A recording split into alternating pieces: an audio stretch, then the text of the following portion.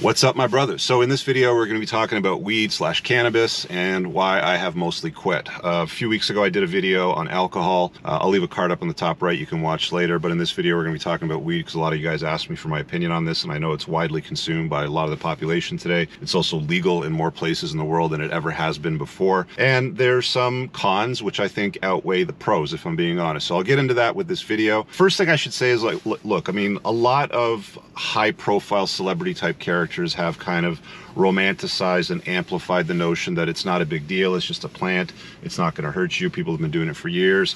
And, you know, for the most part, I think pretty much most of that is true. Like, it's definitely a lot safer than things like alcohol consumption. It probably doesn't do as much damage to your body, especially if you do it as an edible rather than put it in your body through your lungs. So there's those things to consider, but at the end of the day, I still believe the cons will outweigh the pros. I do have a history with it, quite a lot, even in my 20s, you know, for the most part. Like, there was a lot of parties, a lot of hang sessions, a lot of pass the Dutchie to the left-hand side, like, you know, just summer afternoons, just getting together with guys, and there was always a blunt or something getting passed around. And back then, you know, it wasn't legal. Today it is completely legal throughout Canada, and, you know, the government is now the biggest drug dealer in Canada, whereas it used to be the guy down the street. So there's those things to consider. Let's get into the cons as it relates to weed. Number one, the first thing is it tends to rob you of drive and motivation.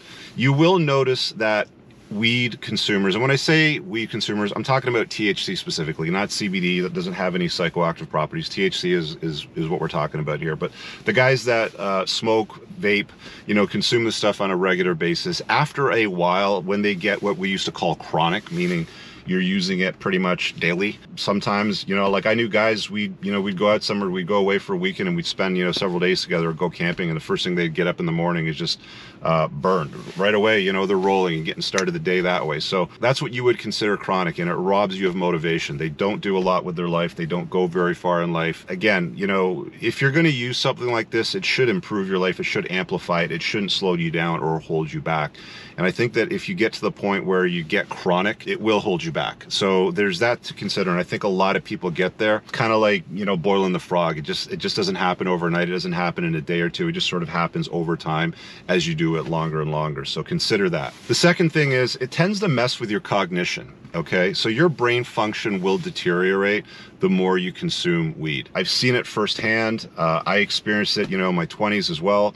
You do not want to get into it or use it or think to yourself defending it like it's totally natural, it's a plant, blah, blah, blah. It's not going to hurt anybody. It's not true. Look, I've seen, you know, friends of mine get up in the morning, when I say morning, like noon, and they'd be like, oh, I'm going to go have a bowl of cereal. And they'll go and, you know, take the cereal out of the cupboard and the milk out of the fridge and, you know, make their bowl, and then they'll put the cereal back in the fridge and then the milk in the cupboard because they're not thinking. Your cognitive function does deteriorate. Your short-term memory does deteriorate.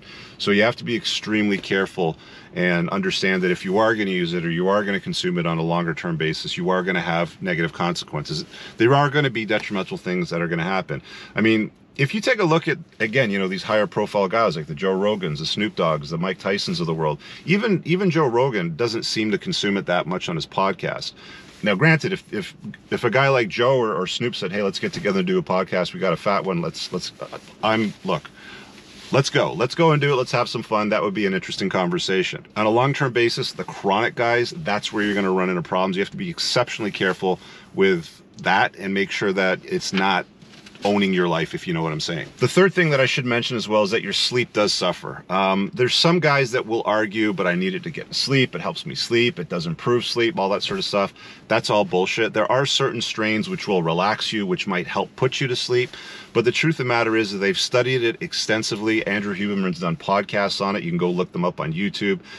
Sleep studies do indicate that your quality of sleep and the lack of deep, restful, restorative sleep declines dramatically if you've got cannabis in your system. The same thing with alcohol, you know, the other thing that I talked about earlier in the other video. And I've seen it myself proven with this ring. There's been the odd time that I've touched it, and I track my sleep metrics every single morning. And in the morning, if there's cannabis the night before, your sleep sucks. It is not good for restful sleep. If you want proper restful sleep, if you want to be productive the next day, it's gonna harm that. I'm just being honest with you. And I guess the fourth thing that should be mentioned is, because most people still consume it through their lungs, whether that's through vaping or through combustion, through smoking it is going to do a number on your lungs. There are people that say that vaping does less harm to your lungs because there's no carcinogens, because generally speaking, when you light something on fire, there's a combustion process and it releases other chemicals beyond just the THC, whereas with vaping, it's generally mostly THC, so they'll say it's healthier for your lungs. I think that anything that you put into your lungs that is either a vape or a combusted smoke is going to do damage over the long term. If you're going to touch the stuff, do it as an edible. Honestly, it's probably more fun that way, if we're being totally honest, because it affects the body more than just your brain activity. But it's also going to be healthier for you. Anything that you're going to put in your lungs to absorb in your body is going to have downstream consequences, and it's going to affect your SpO2 numbers, your blood oxygen numbers, your ability to do cardio. Do it over a long period of time and you'll see what happens. I've seen lots of guys that didn't smoke cigarettes, that just smoke weed consistently, chronic, and their cardiovascular system is trashed. And it doesn't take long. It'll only take a couple years. All right, so let's hit on some of the pros. Creativity is definitely amplified. I've had some very interesting conversations with friends getting together, again, Dutch to the left-hand side sort of, days, afternoons, whatever you want to call them. Creativity does improve. There's a lot of studies that have been done on it. Again, Huberman's covered it in podcasts. I've seen it personally. So it can have some benefits. I don't think there's any performance enhancing benefits physically. I don't know why it's a banned substance in the Olympics, for example. It just seems stupid to me. It's like, they're saying that, oh, somebody's been disqualified for, the snowboarding competition. There was a Canadian snowboarder that lost his medal. I can't remember what year it was, but when I was a lot younger, due to weed being in his system, or they tested positive for it at some point afterwards. And it's like, dude, that would have been a disadvantage for most guys trying to compete in a sport. So it's kind of weird from that sense, but it does improve creativity, not to the extent that I think a lot of chronic guys defend it to, but it can have some improvements that way. The next one would be, for some people, sex is better. I don't think that it's going to amplify it like 100 times or 1,000 times, for example, but a lot of people do experience an amplified or an exaggerated sense of fulfillment, happiness, those chemicals that get released when you orgasm, sort of thing. They do seem to amplify on weed. So, there's that to consider, but I wouldn't be using it all the time just to have better sex, if we're being honest. I guess the third and only other benefit that I can think of is, now that it's been legalized, it's more standardized across the board. I don't know that, the prices are competitive or any different now, now that the government sells it to you and they tax it. I find it hilarious that when I was a kid, it was completely illegal and there was kids that were getting in trouble for it. There's a lot of people in the US now that are incarcerated because of weed offenses, which is just absurd. But, now the government in Canada anyway is the biggest drug dealer and supplies it. The benefit to that is, because they standardize production levels, it's all measured. You don't have any surprises where the guy down the street gets a fresh batch and it's like you're on your back and you can't move. Like I've seen, people where it's like, they're on the bathroom floor for like 4 hours and they're just vomiting or they're nauseous or there's something wrong with the batch or something like that.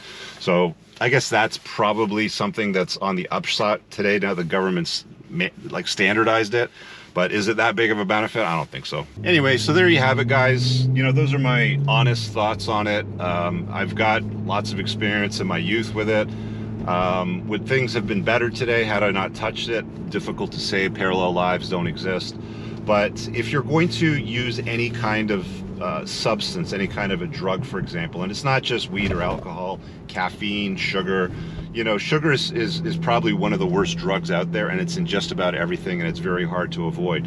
But if you're going to use a vice that changes the way that your body behaves or the way that your brain functions, you definitely want to do it in such a way so that it enhances your life. It enhances, things that you're doing in your life.